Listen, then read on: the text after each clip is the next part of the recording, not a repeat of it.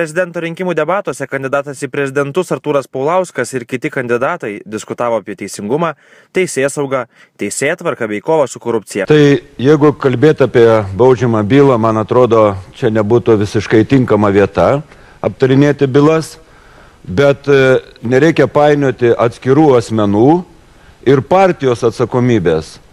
Tai partija nėra teisiama, partija nėra kaltinama kuo tai.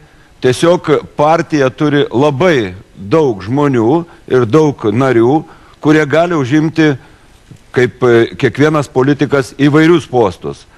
Galiu palyginti su televizijomis. Televizijos irgi nekartą yra pripažintos neetiškomis arba kokie tai žiniasklaidos leidiniai. Tačiau žurnalistus niekas dėl to nekaltina, kad jie taip pat yra neetiški arba negali užimti vieno ar kito posto. Todėl atskirkim atskirus asmenis ir politinę partiją kaip vienetą. Na, jeigu kalbant apie žiniasklaidą, tai žiniasklaidos priemonė, kuri pripažinta neetiška, negauna pridėtinės vertės mokesčio lengvatų ir taip toliau. O dėl partijos, jūs sakot, kad partija niekuo neįtariama. Ji buvo įtariama kaip juridinis asmuo, bet dėl tam tikrų teisinių procedūrų, kurios įvyko partijoje, ji apygardos teismo buvo pripažinta, kad negali būti jai pareikšti kaltinimai kaip juridiniam asmeniu. Bet šią nuostatą prokurorai yra apskundę, kaip jūs žinot, apeliaciniam teismui.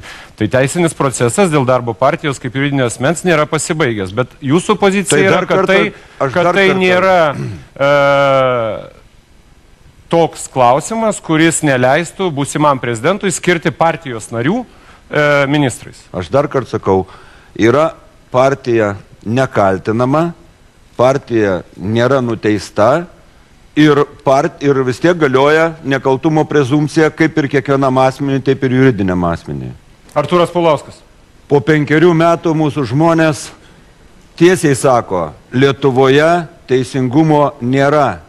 Žmogus yra neginamas, nesaugus ir tai yra viena iš pagrindinių priežasčių arba viena iš pagrindinių priežasčių, dėl ko mūsų žmonės išvyksta iš mūsų tėvynės. Čia buvo nuskambėję žodžiai, kad prokuratūra ir teisėsaugos institucijos neva dirbo blogai. Buvo pakeisti vadovai, prokuratūroje konkrečiai. Koks buvo prokuroro tikslas? Faktiškai išvalyti nepageidaujančius pareigūnus ir susistatyti lojalius. Aš tai turiu akademikų atliktą tyrimą. Kas yra prokuratūroje reformos pasekmės? Kokie rezultatai? Nė vienos teigiamo rezultato. Atvirkščiai, prisitaikėliškumas, klausimas, valdymas nurodoma kaip pagrindinė neigiamo rezultato pasekmė. Toliau, tyrimas buvo organizuojamas parengtinis tyrimas arba bylų tyrimas. Žiūrima į kokybę, žiūrima į žmogaus teisės. Šiandien pagrindinis rodiklis yra kiekybė.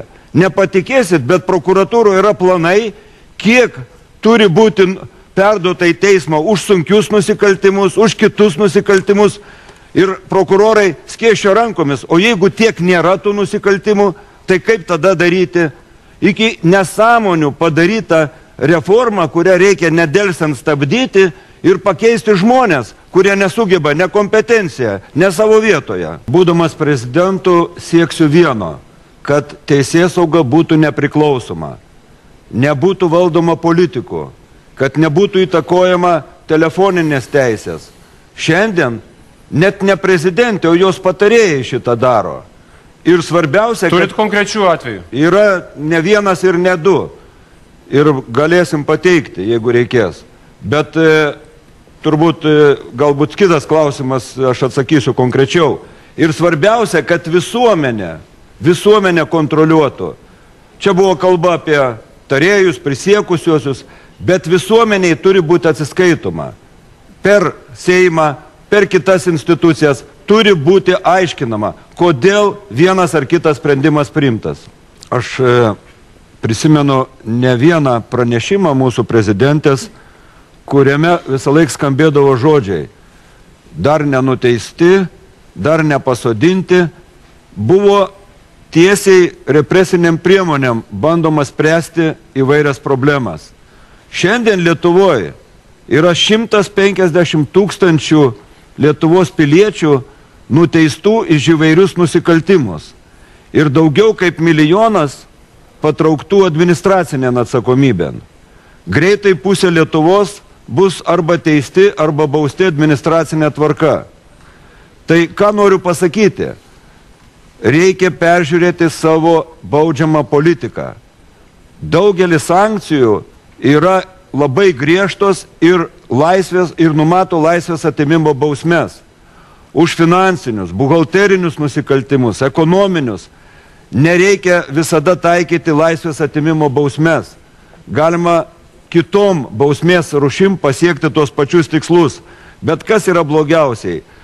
Iki teisminio tyrimo metu labai daug žmonių yra suimama ir laukia teismo įkalinimo įstaigose. Čia, aš manau, yra irgi didelė problema ir čia reikia ją spręsti. Artūras Paulauskas.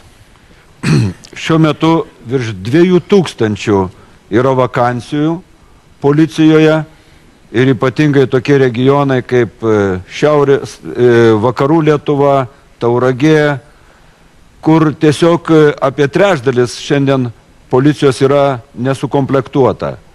Nėra motyvacijos ateiti žmonėms į šitas tarnybą, nors, kaip matom, nedarbas šitos regionuose yra labai didelis. Ir kodėl? Šiandien policininko atlyginimas yra pradedančio pirmos grandies 1200. Jūs kalbat neto ar bruto? Turbūt neto. Rankas. Yra tyrėjas, kuris važiuoja įvykio vietas, tyria bylas, pradedantis 1700 litų. Kaip tu bekviesi, darbo krūviai yra dideli, įtampa psichologinė yra didžiulė ir žmonės norėtų gauti teisingą atlyginimą. Kas dabar įvyksta? Policininkai dirba keletą darbų, fotografuoja, groja vestuvėse, remontuoja automobilius. Yra ištisa šiandien statistika, kiek policininkų užsiminėja antraeilėmis pareigomis. Tai kaip gali toks darbuotojas atėjęs į darbą, sakysim, kokybiškai pailsėjęs tinkamai atlikti? Tai pirma, mes turim pasakyti vieną kartą aiškiai, kokias policija turės socialinės garantijas. Iki šiol šitas įstatymas yra užstrigęs Seime jau keletą metų ir niekaip nesutariama. Nori žmonės žinoti perspektyvą. Ar tai įsigalios tas įstatymas per 5 metus, per 6, bet jie prašo vieno aiškumo. Ir paskutinis, jūs pažiūrėkite dabar krizės metu, tiems policininkams, kurie išėjo į pensiją, visiems nurėžė pensijas. Liko jiems tik 18%.